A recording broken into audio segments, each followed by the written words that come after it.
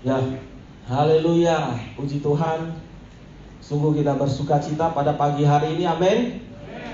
Ya, walaupun di tengah pandemi corona, ya, walaupun ada tidak leluasa seperti dulu kita beribadah, tetapi saya percaya bahwa apapun yang terjadi tidak akan menghalangi kita untuk datang kepada Tuhan, ya. Kita memuji memuliakan namanya, amin. Bapak Ibu sekalian, puji Tuhan. Sebelum kita memulai ibadah ini, mari kita berikan lambaian tangan, ya, untuk saudara-saudari kita yang sudah hadir pada pagi hari ini. Mungkin sudah ada yang beberapa lama kita agak ketemu, ya. Kita bersyukur kita bisa melihat bahwa kasih Tuhan begitu luar biasa. Kita semua masih sehat-sehat, ya, puji Tuhan. Seluruh jemaat Gereja Presbyterian masih sehat-sehat semua. Baik, mari kita mempersiapkan hati kita. Kita mau datang kepada Tuhan, ya. Kita mau memuji memuliakan namanya. Hari ini adalah hari yang sungguh luar biasa, di mana 2000 tahun yang lalu Anak Allah Tuhan Yesus Kristus datang ke dunia ini karena Dia mengasihi kita. Kita merayakan, kita mau bersuka cita bagi Tuhan kita. Begitu besar kasih-Nya. Dengan apa kita akan membalasnya? Sesungguhnya tidak ada, Bapak Ibu. Karena sungguh begitu besar kasih Tuhan akan kita, setiap kita semuanya. Haleluya. Mari kita naikkan pujian ini. Dengan apa akan kubalas? Haleluya. Oh, Allah yang setia, Bapa yang mulia, kasih-Mu besar, kasih-Mu besar Tuhan. Kau pulihkan hidupku. Kaulah harapanku, Kaulah harapanku. Hidupku dalam-Mu. Haleluya. Terima kasih Tuhan. Kau selamatkan hidupku.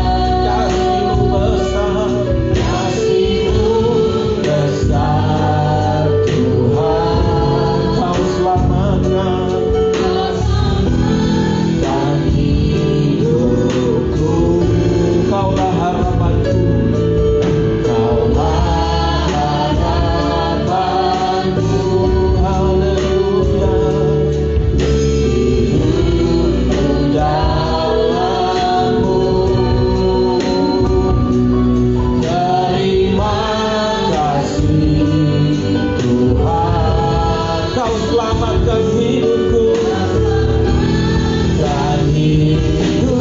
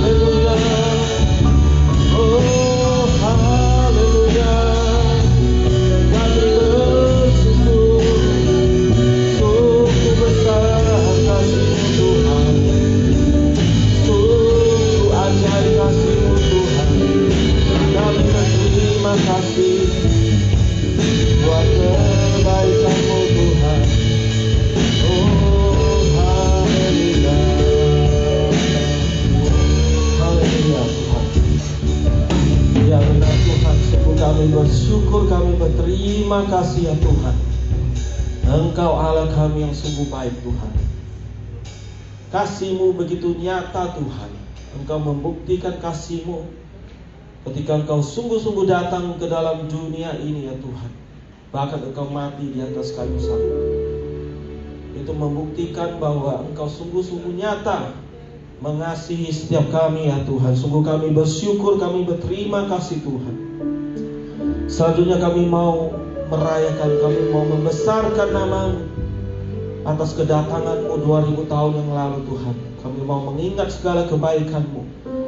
Tuhan Yesus, kami mengundang Engkau hadir di tengah kami, di dalam ibadah Natal kami ini. Engkau yang memberkati ya Tuhan. Di dalam nama Yesus kami berdoa dan mengucap syukur. Haleluya, amin. Mari kita berikan kemuliaan untuk Tuhan. Puji Tuhan, kita berikan lapangkan tangan lagi sekali lagi untuk teman-teman kita, saudara kita yang sudah hadir. Kita mau menaikkan pujian Natal, ya, bahwa di kota Bethlehem telah lahir, ya 2000 tahun yang lalu, seorang anak yang sangat luar biasa, raja di atas segala raja. Long time ago in Bethlehem.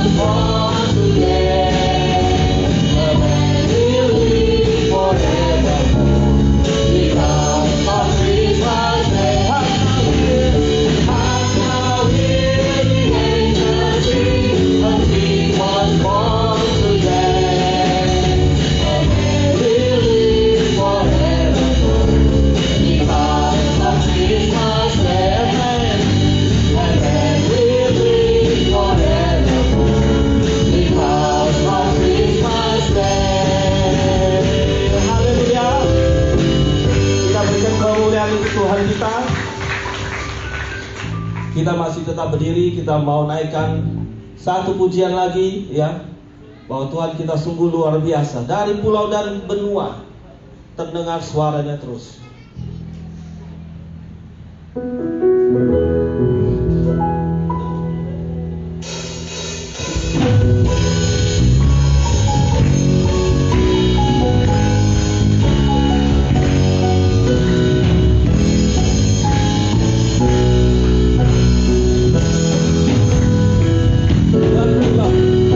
Dari pulau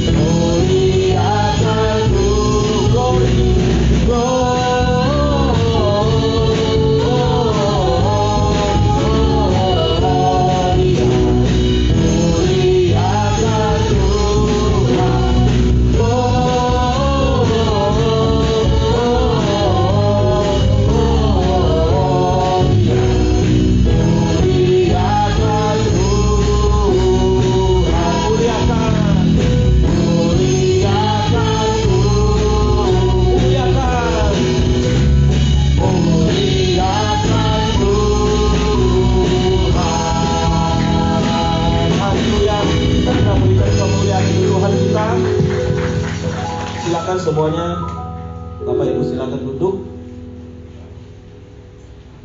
Selanjutnya kita akan sama-sama mendengarkan yang kita menyaksikan dua adik kita yang luar biasa ini ya, yang penuh talenta ini ya. Mereka akan mempersembahkan sebuah pujian Natal untuk kita semua ya. Saya percaya nanti kita semua pasti akan diberkati oleh pujian yang disampaikan oleh kedua adik kita. Saya mengundang Grace dan Elisa. Mari kita berikan tepuk tangan.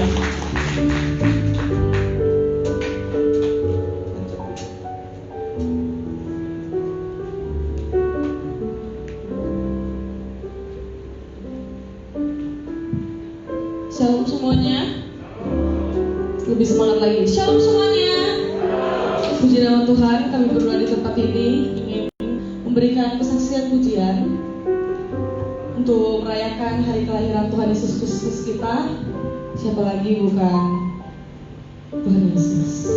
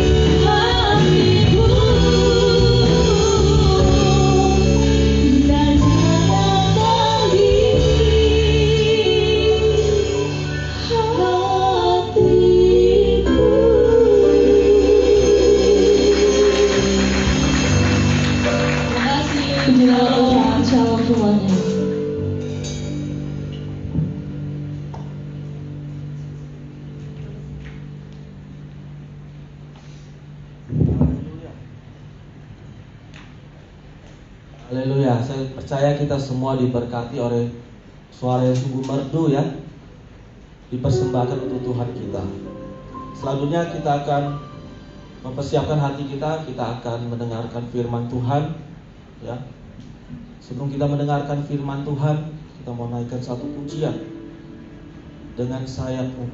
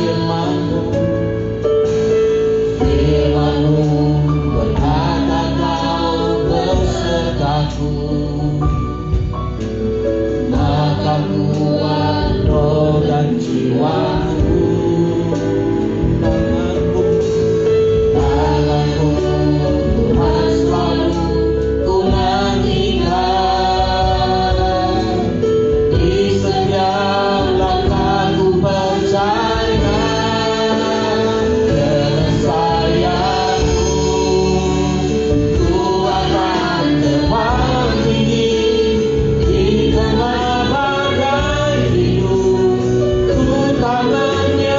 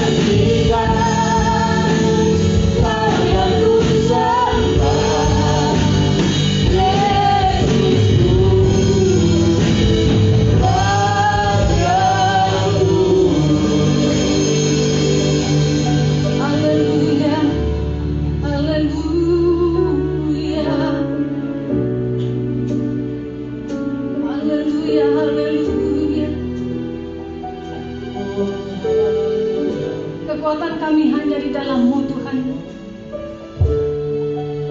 Firman-Mu berkata, ketika kami menanti-nantikan Engkau, maka Engkau akan memberikan kekuatan baru bagi kami. Kami bagaikan Raja Wali yang terbang tinggi kian ke atas, mengatasi segala badai hidup yang akan kami hadapi, bahkan yang sudah kami hadapi. Kami percaya sumber kemenangan satu-satunya hanya Engkau, Allah kami, yang akan memampukan kami, menolong kami. Terima kasih Tuhan. Setiap kami yang hadir di pagi hari ini, kami rindu lawatan Tuhan secara khusus bagi kami. Bahkan saudara kami yang tidak hadir bersama-sama dengan kami, yang sedang menonton, yang sedang mengikuti ibadah melalui online, kami percaya juga Tuhan, Engkau akan secara khusus melawat mereka. Firman-Mu adalah kekuatan, Firman-Mu adalah roh yang memberi kehidupan. Kiranya melawat setiap kami, sehingga sesuatu terjadi dalam hidup kami ketika kami mendengarkan firman-Mu. Berkaryalah Engkau, berbicaralah Engkau bagi setiap kami.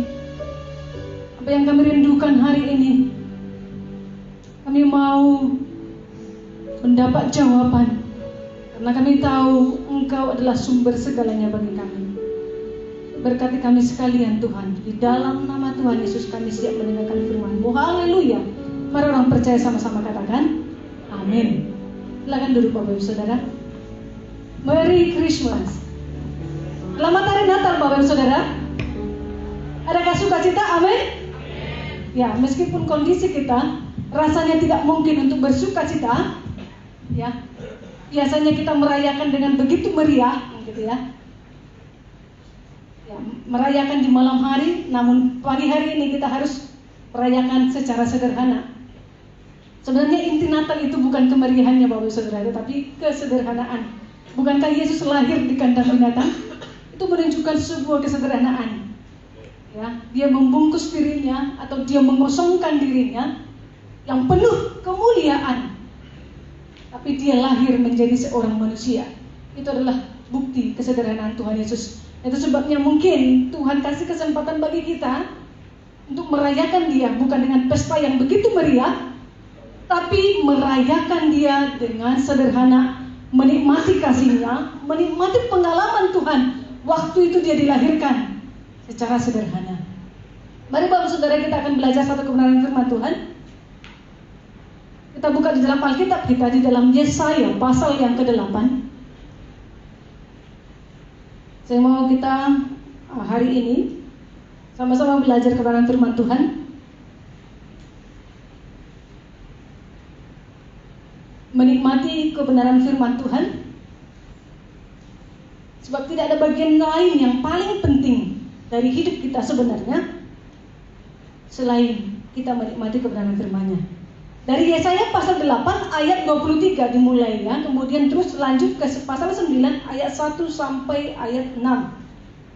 23 bagian terakhir dari pasal 8 ya, kelahiran Raja Damai perikopnya di sana. Mari kita akan baca bergantian Bapak Ibu Saudara. Saya akan mulai dari 23 nanti lanjut ke ayat 1 Bapak Ibu Saudara, bergantian sampai ayat yang ke-6. Firman Tuhan berkata begini, tetapi tidak selamanya akan ada kesuraman untuk negeri yang terhimpit itu. Kalau dahulu Tuhan merendahkan tanah Zebulon dan tanah Naftali, maka di kemudian hari Ia akan memuliakan jalan ke laut, daerah seberang sungai Yordan, wilayah bangsa-bangsa lain. Ayat 1 Bapak Saudara.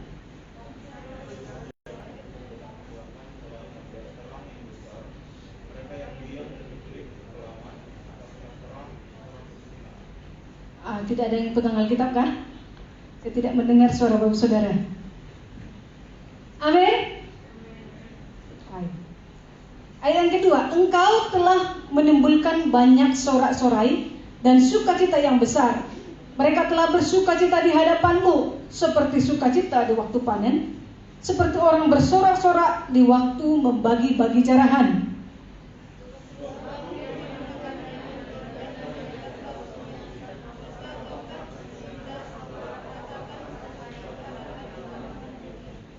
Sebab setiap sepatu tentara yang berderak-derak dan setiap jubah yang berlumuran darah akan menjadi umpan api.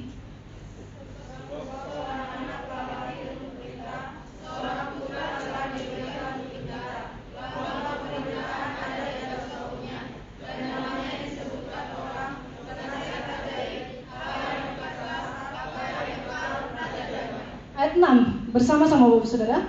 Besar kekuasaannya dan damai sejahtera tidak akan berkesudahan di atas tahta Daud dan di dalam kerajaannya, karena ia mendasarkan dan mengokohkannya dengan keadilan dan kebenaran dari sekarang sampai selama-lamanya.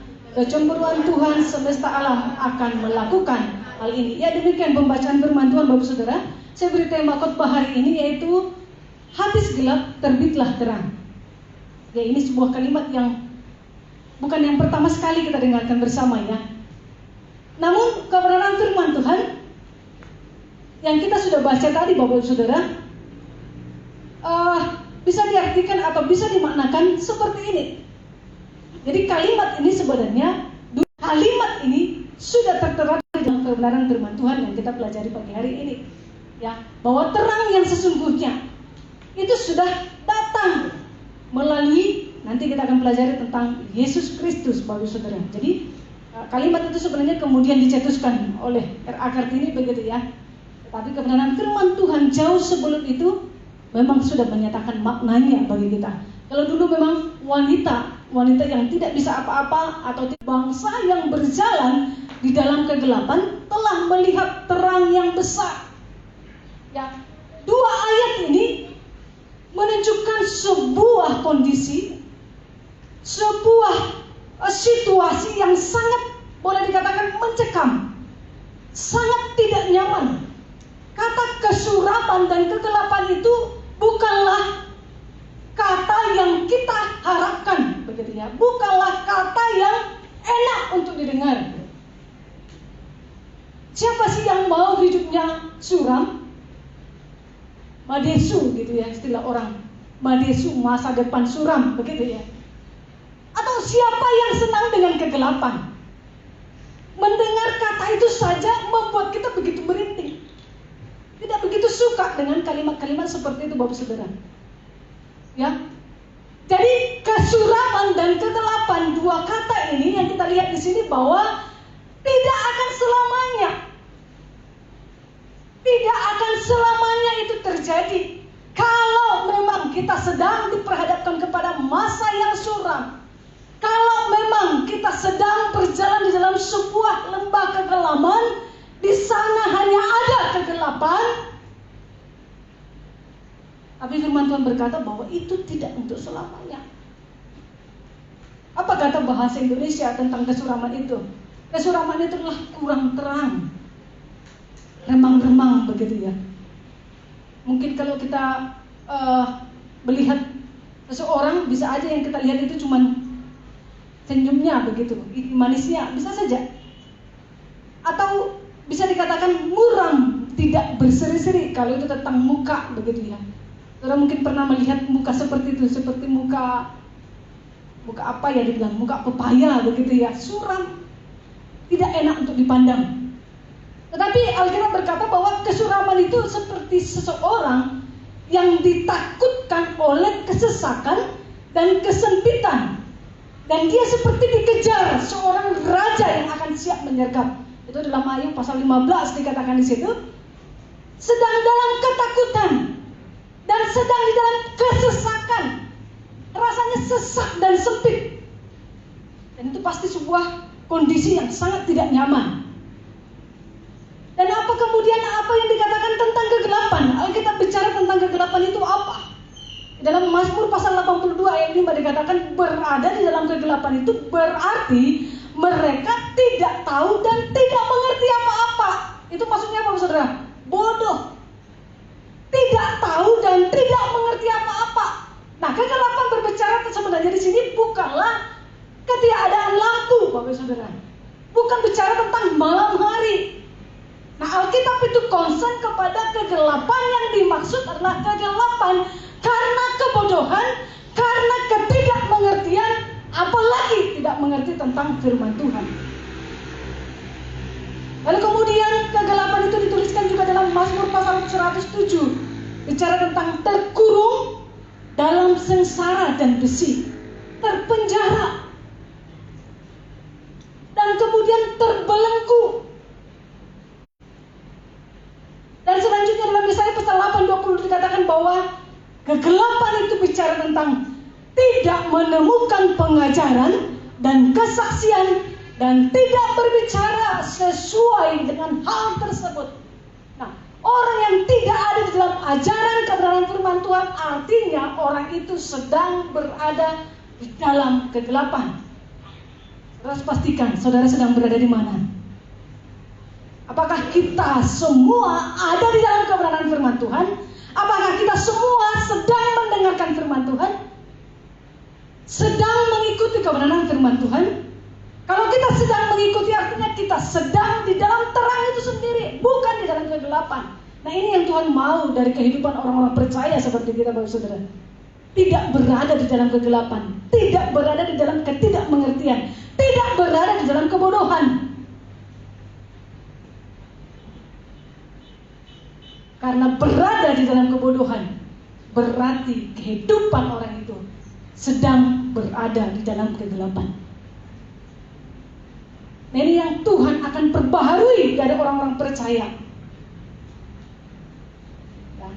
Orang yang tidak ada di dalam pengajaran, orang yang tidak ada di dalam imannya, berarti orang itu pun sedang berada di dalam kegelapan. Saya tidak tahu keadaan kita akhir-akhir ini, Bapak Saudara. Apakah pandemi COVID-19 ini membuat kita justru berada di dalam kegelapan? Apakah kondisi yang saat ini melanda kehidupan kita membuat kita justru tidak lagi merasakan kehadiran Tuhan, tidak lagi ikut belajar kebenaran firman Tuhan? Apakah itu yang sedang kita alami? Bisa saja, Bapak Saudara, masalah yang terjadi dalam kehidupan kita bisa saja menyeret kita, membawa kita dengan paksa masuk dalam sebuah kegelapan. Saya berharap itu tidak terjadi, Bapak Saudara. Nah, apakah dunia kita ini juga sedang berada dalam situasi yang sama? Ya, karena mereka tidak tahu dengan kebenaran firman Tuhan. Lalu kita lihat janji apa yang Tuhan janjikan kepada kita saat ini ketika sedang mengalami mungkin masa-masa gelap, sedang tidak mengerti apa yang rencana Tuhan, sedang tidak ada di dalam pengajaran, sedang bodoh, sedang berada di dalam kegelapan. Tuhan katakan begini, sebab ayat 5, seorang anak telah lahir untuk kita, seorang putra telah diberikan untuk kita. Lambang pemerintahan ada di atas bahunya dan namanya disebutkan orang Penasihat ajaib, Allah yang perkasa, Bapa yang kekal, Raja damai. Ya, Nabi Yesaya menuliskan ini 700 tahun kira-kira sebelum itu digenapi. Itu jauh sekali, Bapak Saudara, ya. Ada seorang pun kita yang bisa hidup sampai 700 tahun, ya. Kalau 100 tahun, 120 tahun mungkin boleh saja kita berdoa supaya Tuhan memberikan umur panjang. Tetapi 700 tahun itu bukan sesuatu yang mungkin gitu, ya. Sangat mustahil untuk seseorang hidup. Kalau zaman dulu iya. Ya, tapi sekarang itu tidak mungkin gitu, ya. Nah, dia menuliskan itu 700 tahun kira-kira kemudian itu baru digenapi. Jadi dia menyampaikan nubuat ini disampaikan kepada Yesaya, kepada bangsanya, khususnya bangsa Israel, bahwa kalian tidak akan selama-lamanya akan ada dalam kesuraman itu. Nanti ada saatnya bahwa engkau akan melihat terang yang besar.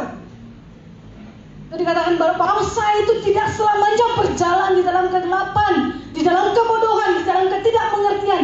Suatu saat kamu akan melihat terang Tuhan yang begitu besar. Ini janji yang disampaikan kebenaran firman Tuhan kepada kita. Janji itu apa? Kelahiran seorang putra, kelahiran anak yang akan membawa perubahan total di dalam kehidupan kita. Iya, jadi kalau teman-teman kita seberang mungkin berkata itu seperti zaman jahiliyah. Zaman jahiliyah, mereka katakan begitu ya. Zaman kebodohan. Ya, kedatangan nabinya mereka, baru kemudian mereka bisa mengerti kebenaran. Yaitu pendapat mereka. Tetapi kebenarannya adalah zaman jahiliyah itu dulu memang terjadi, tetapi kemengertian, ketahuan, kebenaran firman Tuhan itu terjadi setelah kelahiran Kristus bagi kita. Kelahiran penyelamat inilah yang membawa perubahan total dalam hidup manusia. Tanpa kelahiran putra, tanpa kelahiran Yesus itu sebagai juru selamat, maka kita berada di dalam kegelapan, berada di dalam kebodohan. Lalu bagaimana kelahiran putra itu mengusir kegelapan, Bapak Saudara?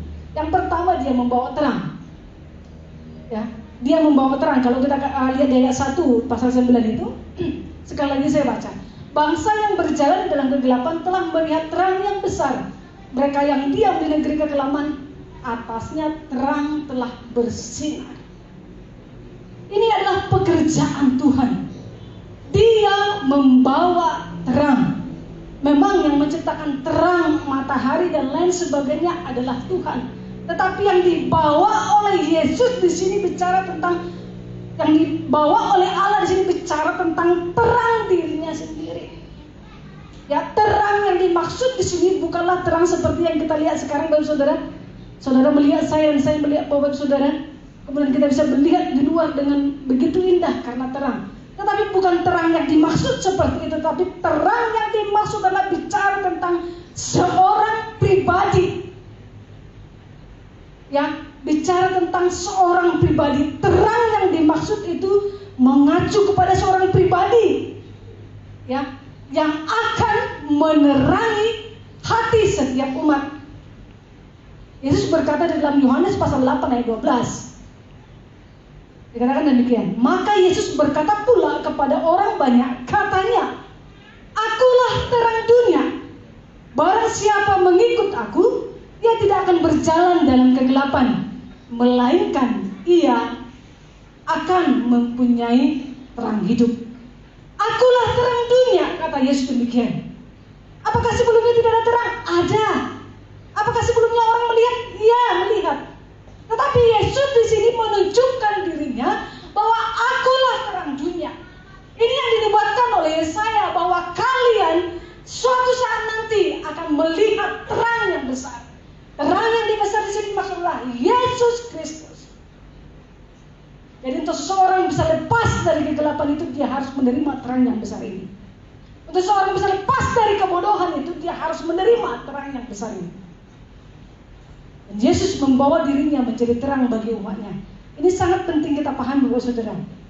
Jadi bukan bicara tentang matahari. Kenapa Yesus harus datang lagi? Matahari sudah ada. Dan itu sangat berbeda perannya, Bapak Saudara. Bukan matahari yang menerangi kegelapan ya, seperti yang kita rasakan setiap hari. Melainkan terangnya adalah terang yang menerangi hati. Hati yang sudah gelap karena dosa. Hati yang sudah gelap karena kondisi-kondisi yang mungkin bisa terjadi. Bisa saja hati kita, mata kita melihat dengan jelas, tetapi hati kita menjadi buta. Itu bisa terjadi. Kenapa? Karena dosa. Dan kemudian bisa jadi juga karena pergumulan-pergumulan hidup, kondisi-kondisi sekarang yang memaksa kita atau membuat kita menjadi keadaannya demikian, Bapak Saudara. Nah, itu sebabnya kita perlu kembali memeriksa apakah terang Tuhan Yesus itu masih bersinar di hati kita. Hati yang gelap ini adalah sebuah hati yang dipenuhi dengan sifat egois,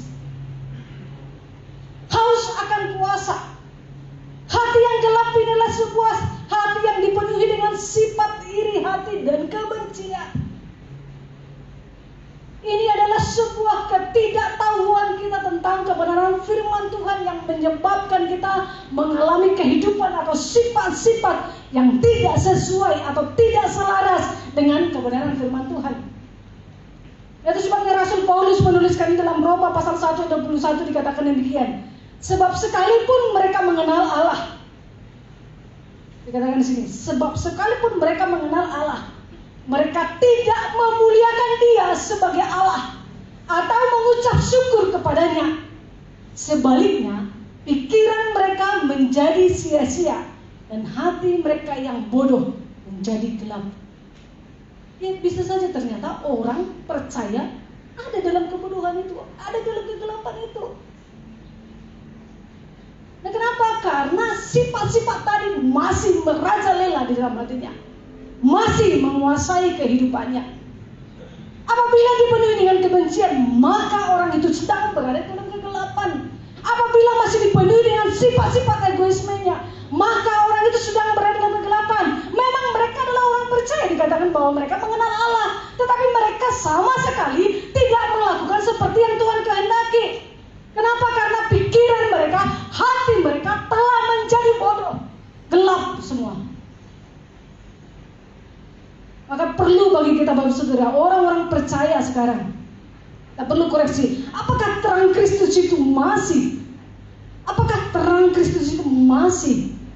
menerangi atau masih bersinar di dalam hati kita?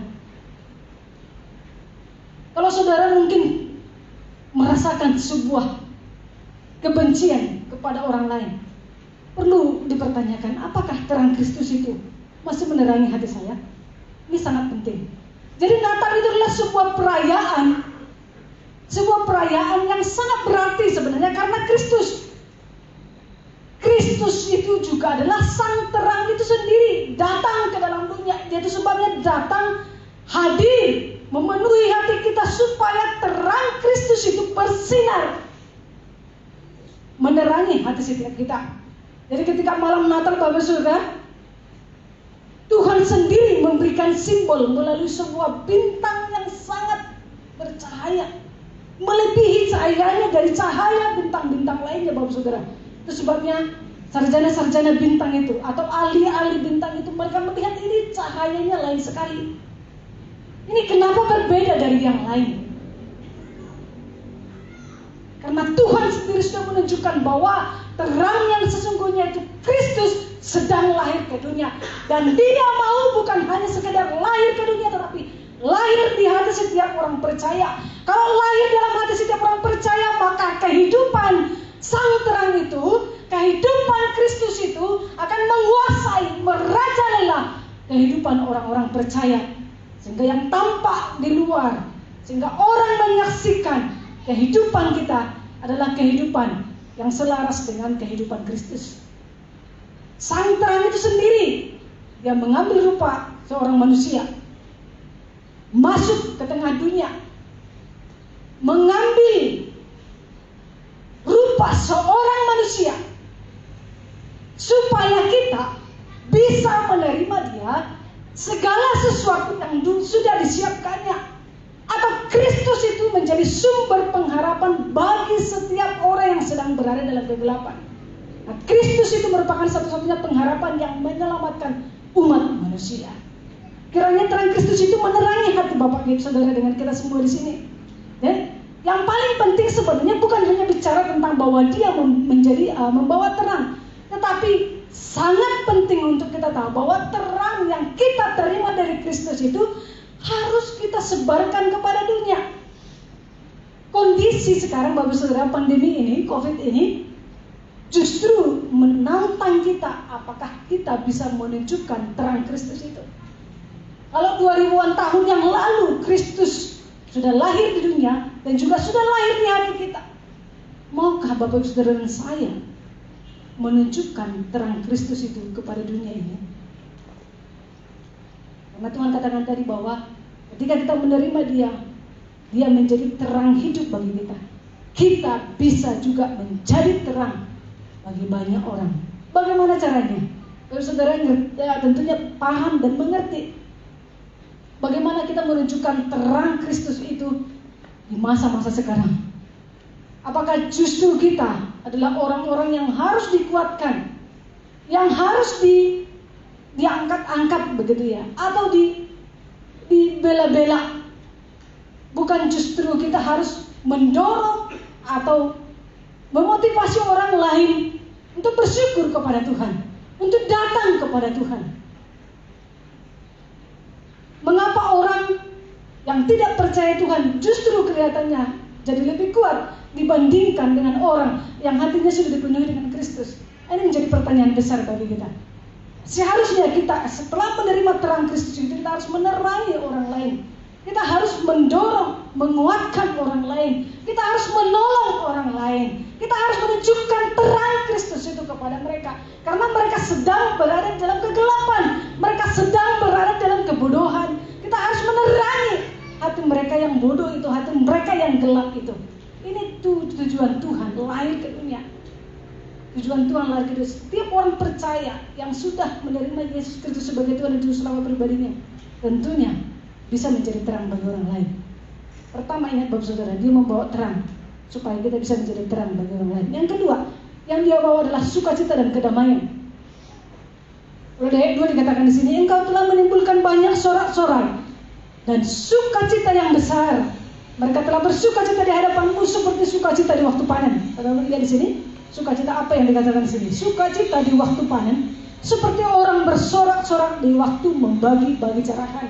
Jadi dengan menerima terang itu Bapak Saudara, maka sekaligus kita juga dapat mengalami sukacita dan damai sejahtera dari Tuhan. Dikatakan di sini, engkau, yang dimaksud adalah Allah di dalam Yesus Kristus, menimbulkan sorak-sorai, sukacita yang besar. Supaya apa? Umat ini, orang percaya, mereka dapat bersukacita di hadapan Tuhan. Sukacitanya seperti sukacita waktu panen. Ya, tidak dapat lebih. Maksud saya, belum ada apa-apanya sebenarnya itu. Ya mungkin kita tidak panen, kan yang panen itu kan di kampung ya, panen padi, panen. Ya biasanya panen itu sering dialamatkan kepada petani begitu ya. Ya mungkin kita bisa katakan gajian. Atau ini karena suasananya Natal mendapat THR misalkan itu ya. Amin, Bapak Saudara. Ada kan THR-nya? Adalah, walaupun nggak banyak-banyak saya gitu ya. Kita harus bersyukur untuk itu semua. Ya Bapak Saudara, ya sukacita di waktu panen itu memang sangat luar biasa. Ya itu cuma sebuah ibarat, sebuah istilah, sebuah gambaran yang menunjukkan betapa seseorang bersukacita karena dibawa oleh Kristus. Mengapa demikian Bapak Saudara? Dikatakan di sini sebab kuk gandar dan tongkat si penindas telah dipatahkannya. Yaitu dalam Yesus Kristus bahwa kuk gandar dan tongkat si penindas, siapapun yang menindas mereka tadi itu telah dipatahkannya. Bahkan dikatakan kekuatan tentara mereka sudah tidak berdaya, malah jadi umpan api. Jadi umat akan mengalami sukacita dan kedamaian karena beban mereka sudah dilepaskan dengan kelahiran Sang Putra ini. Jadi Yesus itu membawa sukacita yang besar Bapak Saudara. Saudara lihat nubuatan ini juga digenapi dalam Lukas pasal 2 ayat 10, dikatakan di sana bahwa kata malaikat itu kepada mereka, jangan takut, sebab sesungguhnya aku memberitakan kepadamu kesukaan besar atas seluruh bangsa. Yesus lahir ke dunia. Selain dia membawa terang itu supaya kita menjadi terang bagi bangsa-bangsa lain, dia juga membawa sukacita dan damai sejahtera. Dan sukacita itu adalah kesukaan yang sangat besar. Kelahiran Kristus memang adalah berita sukacita Bapak Saudara, karena dia akan melepaskan kita dari perbudakan dosa. Namun lebih dari sekedar berita, kelahiran Yesus itu juga membawa sukacita di hati setiap orang yang menerimanya. Bapak Saudara lihat di dalam Yesaya dikatakan tadi bahwa sukacita itu seperti sukacita orang yang mengalami kemenangan, sorak-sorai karena menang. Dan kemudian ketika mereka mengalami kemenangan, mereka mendapat jarahan atas kemenangan mereka. Ketika mereka menang atas suatu bangsa, ada banyak jarahan di situ. Mungkin ada banyak harta benda yang dimiliki oleh bangsa yang kala itu mereka ambil semua. Itu sukacita luar biasa. Kalau baca kalau banyak sejarah-sejarah dalam kebenaran firman Tuhan itu banyak terjadi Pak Saudara ya.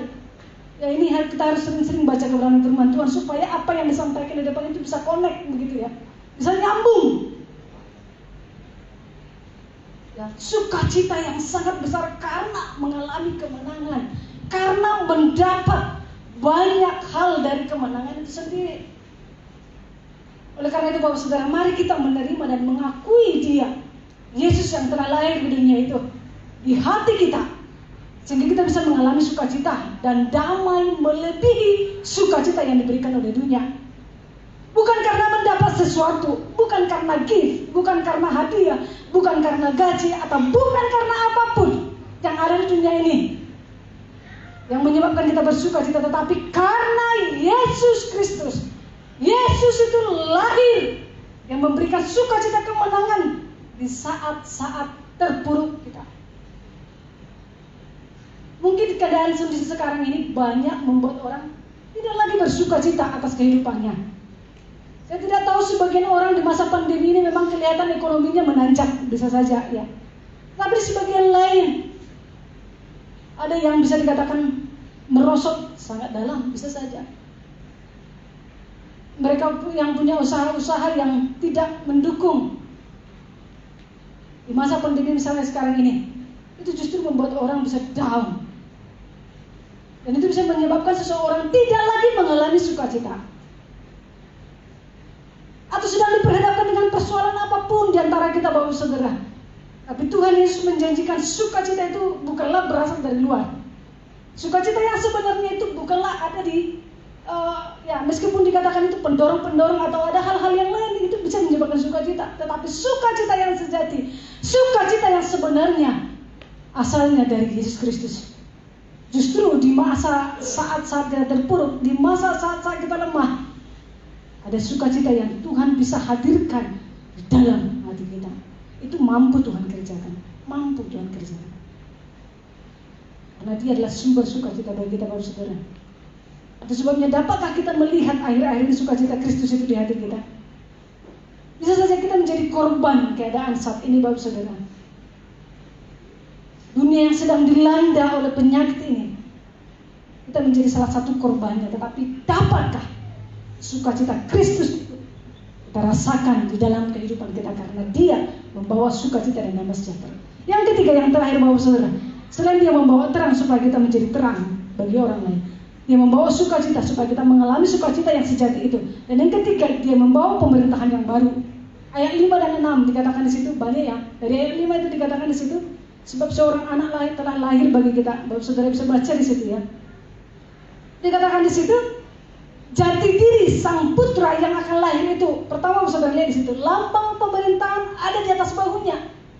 Namanya disebutkan orang penasihat ajaib, Allah yang perkasa, Bapa yang kekal, Raja damai. Besar kekuasaannya dan pemerintahannya tidak akan berkesudahan serta berkeadilan. Nah, memang bangsa Israel pada waktu itu mereka mengalami penghukuman dari Tuhan Bapak Saudara. Penghukuman ini pembuangan ke bangsa Babel. Tetapi sebelumnya itu mereka sering diperhadapkan dengan peperangan Bapak Saudara, dengan bangsa-bangsa lain. Dan sudah pasti dapat dipastikan, kalau kita baca kebenaran firman Tuhan, setiap kali bangsa itu menjauh dari Tuhan, mereka pasti mengalami kekalahan. Setiap kali mereka menggantikan posisi Tuhan sebagai Allah mereka pasti mengalami kekalahan. Dan kalau mereka mengalami kekalahan, mereka dikuasai oleh bangsa-bangsa lain. Nah, tentunya pemerintahan yang dipimpin oleh orang lalim itu, atau orang yang tidak berkenan kepada Tuhan itu tidak enak. Dan dapat dipastikan itulah sebuah keadaan yang sangat tidak nyaman. Karena apa? Mereka hanya memikirkan perut mereka sendiri. Dan bagaimana mereka memperoleh kekayaan, meraup keuntungan sebanyak mungkin untuk kekayaan pribadi mereka. Seperti itu pemerintahan orang lalim Bapak Saudara. Dan kita tidak akan pernah melihat keadilan di dalam pemerintahan yang demikian. Nggak bisa kita koreksi dalam pemerintahan kita saat ini Bapak Saudara. Kalau kita lihat bangsa kita misalkan ya, apakah pemerintahan yang kita rasakan itu berkeadilan? Ya boleh dikatakan dari dulu mungkin kita sebagai umat Tuhan diperlakukan tidak adil. Penguasa yang dulu-dulu meraup kekayaan pribadi dan tidak memikirkan rakyat kecil. Boleh kita katakan sekarang mungkin keadaannya jauh lebih baik. Namun tetap saja kita tidak menemukan keadilan yang sesungguhnya, Bapak Saudara. Lalu kalau kita bandingkan pemerintahan yang dibawa oleh raja yang satu ini, yaitu Sang Putra itu, Alkitab memberitahu kita bahwa dia berkuasa, seorang penasihat yang ajaib, Allah yang perkasa, Bapa yang kekal, Raja damai, berkeadilan dan lain sebagainya, Bapak Saudara. Penasihat ajaib yang nasihatnya ini mampu mengayomi semua umat. Nasihatnya mampu mengayomi semua umat. Saya bisa bayangkan kalau seorang raja dengan penasehat yang gak karu-karuan, maka dia akan mengikuti nasihat-nasihat orang itu. Saya teringat sekali ada Raja Salomo ketika dia memerintah.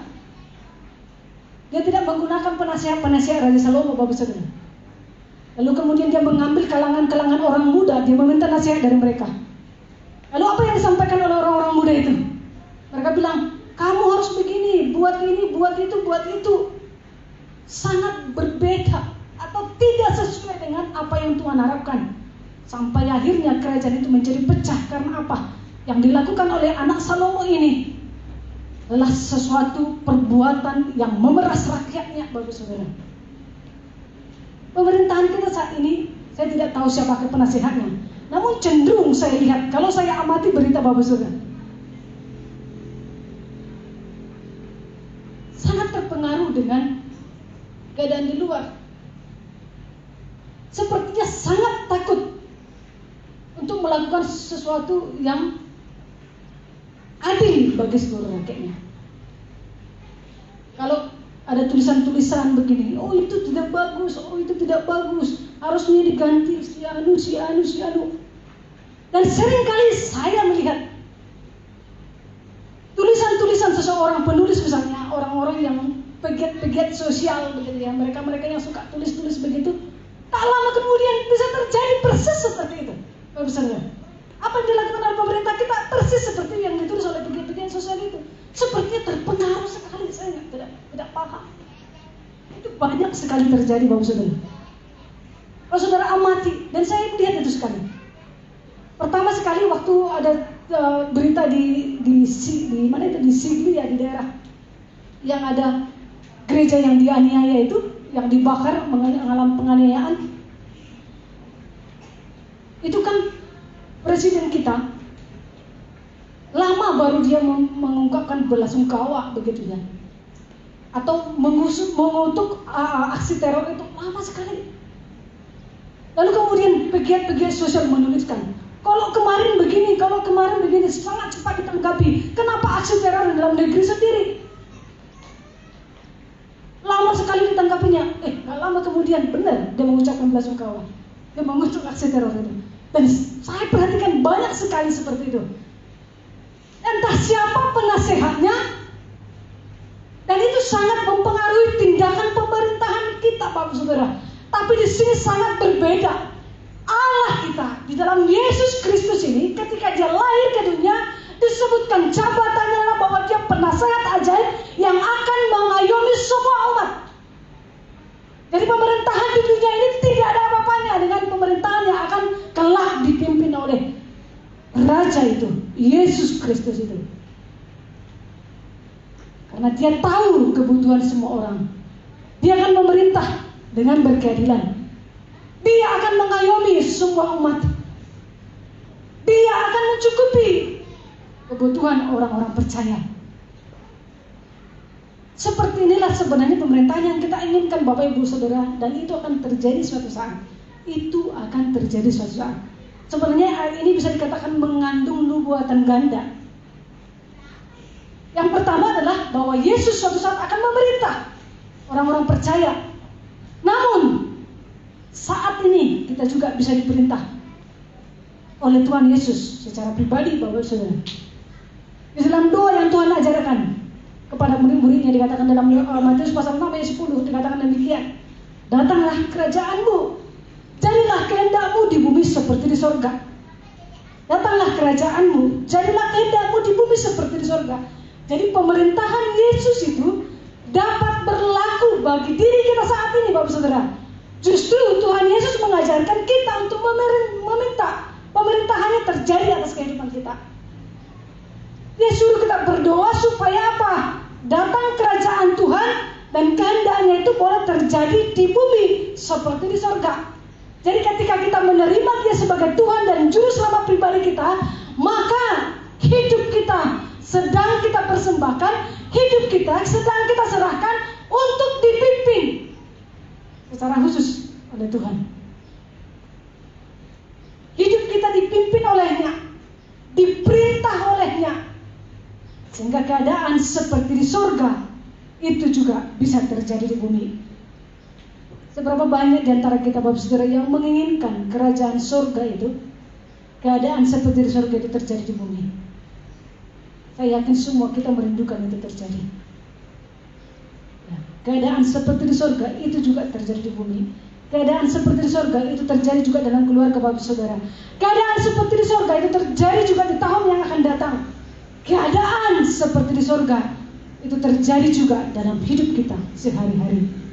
Pemerintahan Tuhan itu berlaku suatu saat nanti, tapi saat ini juga itu bisa berlaku di dalam kehidupan kita masing-masing.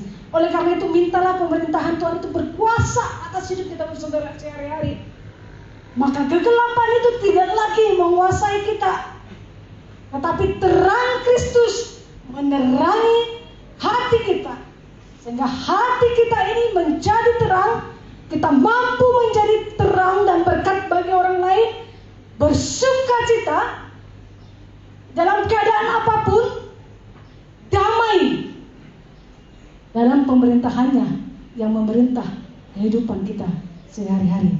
Amin. Untuk kebenaran firman Tuhan, mari kita berdoa. Terima kasih Bapa di surga untuk kebenaran firman-Mu bagi kami pagi hari ini. Engkau ajaib, Engkau Allah yang kekal, Raja damai, Bapa yang perkasa. Kau sanggup membuka hati setiap kami untuk bisa menerima kebenaran firman-Mu, memahaminya, sehingga kami tidak berada dalam kegelapan. Kami rindu menerima kebenaran firman-Mu secara utuh, menguasai seluruh kehidupan kami, supaya kami tidak berada dalam kegelapan, Tuhan, di dalam ketidakmengertian. Karena di dalam Engkau seluruh kehidupan kami terang benderang. Terang Kristus menerangi hati dan pikiran kami, sehingga kami mengalami Engkau, mengalami terang-Mu bersinar bagi dunia seperti bintang-bintang di langit. Terima kasih Bapa di surga. Ini kehidupan kami umat-Mu dalam perayaan Natal kami, ibadah Natal kami yang sederhana dan kecil ini. Kami boleh mengalami Kristus secara pribadi. Kami rindu mengalami hubungan personal dengan Tuhan. Bukan apa kata orang, tapi kami sendiri merasakan Tuhan di dalam hati kami masing-masing. Sehingga itu menjadi bagian terpenting dalam hidup kami. Bukanlah pestanya, bukanlah makanannya, bukan pula pemberiannya, tapi hati kami dipenuhi dengan terang Kristus. Ini yang paling utama yang kami rindukan terjadi dalam kehidupan kami, Bapa.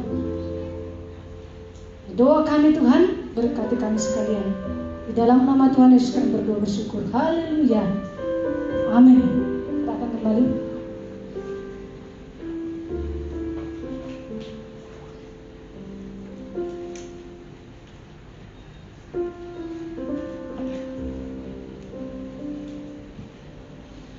Amin, haleluya. Kita semua diberkati oleh firman Tuhan pada pagi hari ini.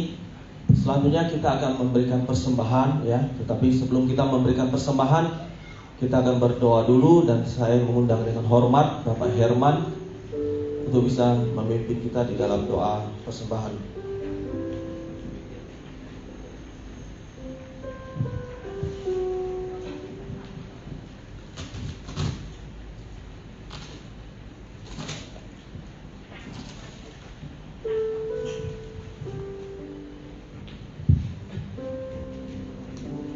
Baik, mari kita bersatu dalam doa. Bapa yang baik, kami bersyukur Tuhan, di mana pada pagi hari ini kami masih diberikan nafas hidup. di mana pada hari ini Tuhan kami masih dianugerahi kehidupan untuk melalui Natal kali ini Tuhan Yesus. Kami mengucap syukur Tuhan, kami masih bisa berkumpul di tempat ini, menyapa satu dengan yang lain. Kami percaya Tuhan, melalui Natal ini Engkau punya sesuatu yang lebih indah, rancangan yang indah bagi setiap kami. Amin. Tuhan Yesus, biarlah melalui Natal kali ini Tuhan, terlebih khusus setiap kami yang hadir pada pagi hari ini maupun yang belum bisa hadir, kami percaya Tuhan, melalui Natal kali ini setiap kami akan lebih dekat kepadamu Tuhan. Setiap pergumulan kami Tuhan Yesus, yang mungkin selama ini belum tercapai, yang belum kami terima, kami percaya Tuhan Yesus, karena iman yang Kau telah berikan kepada kami melalui Natal kali ini Tuhan, sesuatu yang kami rindukan Engkau telah menyediakan bagi kami Tuhan Yesus. Melalui Natal ini Tuhan, sukacita dan damai-Mu Tuhan menyertai setiap kami. Setiap tangannya akan memberikan persembahan Tuhan Yesus. Engkau berkati setiap usaha, setiap pergumulan Tuhan, Engkau buka jalan. Terima kasih Tuhan. Di dalam nama Tuhan Yesus kami berdoa dan ucap syukur. Haleluya. Amin.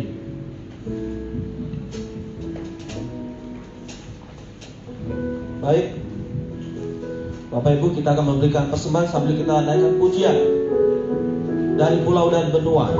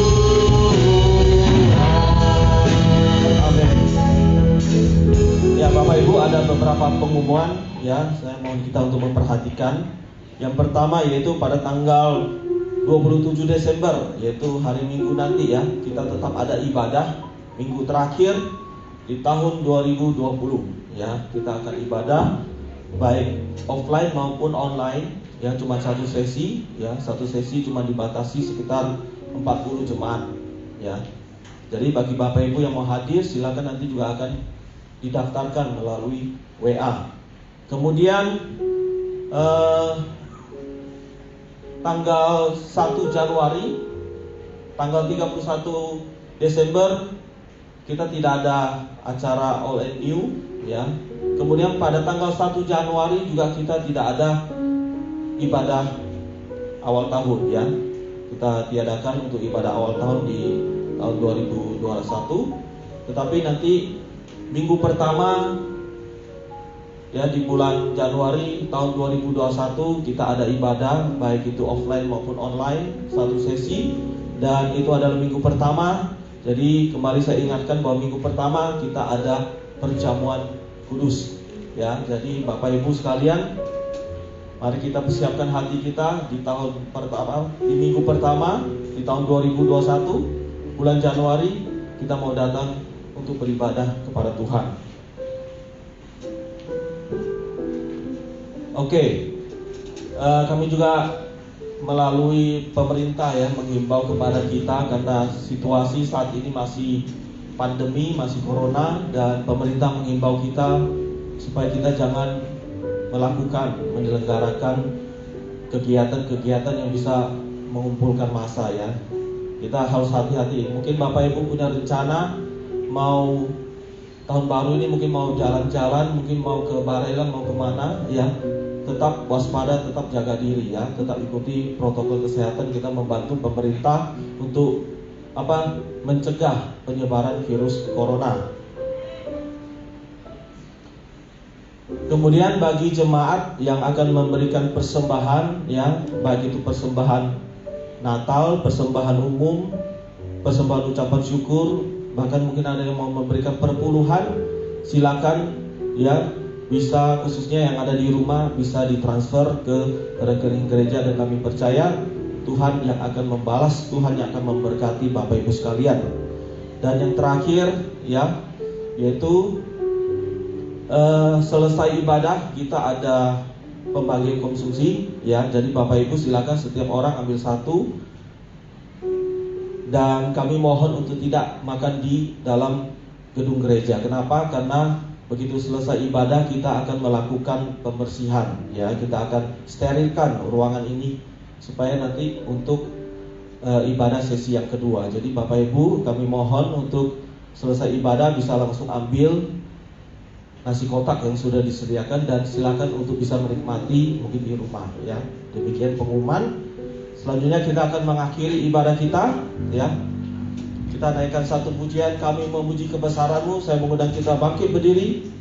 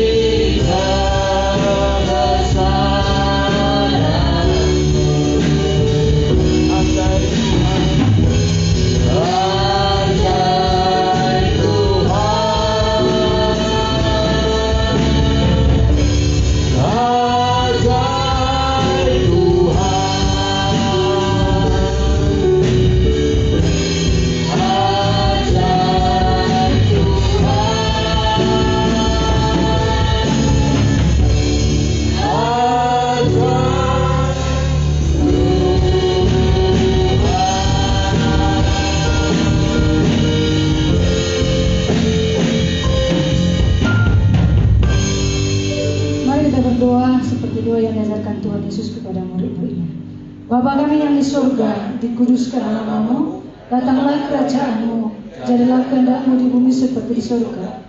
Berikanlah kami pada hari ini makanan kami yang secukupnya, dan ampunilah kami akan kesalahan kami, seperti kami juga mengampuni orang yang bersalah. Dan janganlah membawa kami ke dalam pencobaan, tetapi lepaskanlah kami daripada yang jahat. Karena Kau yang punya kerajaan dan kuasa dan kemuliaan sampai selama-lamanya. Mari arahkan hati kita, pikiran kita kepada Kristus, Allah kita yang sungguh baik.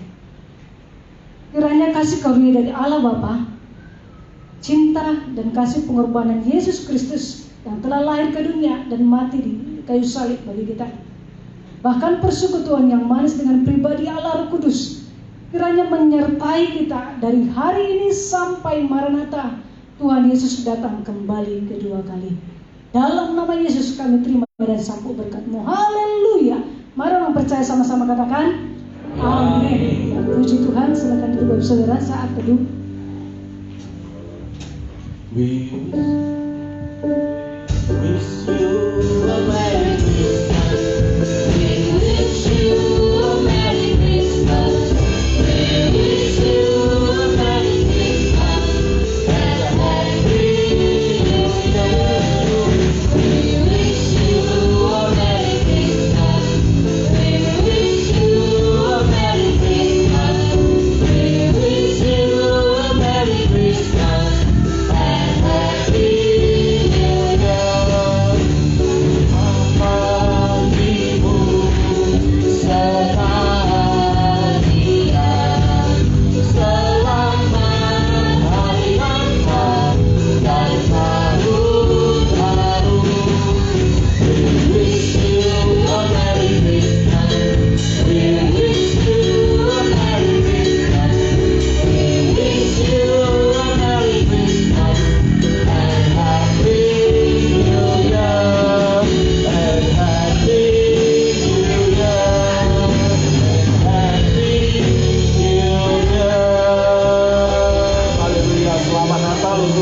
semua, Tuhan Yesus memberkati.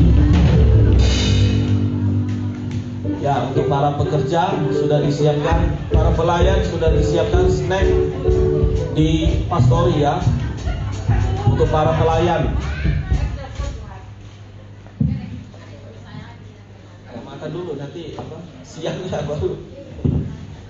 Tapi ada snack jam 10.30. Kita ada snack ya untuk para pelayan di pastori.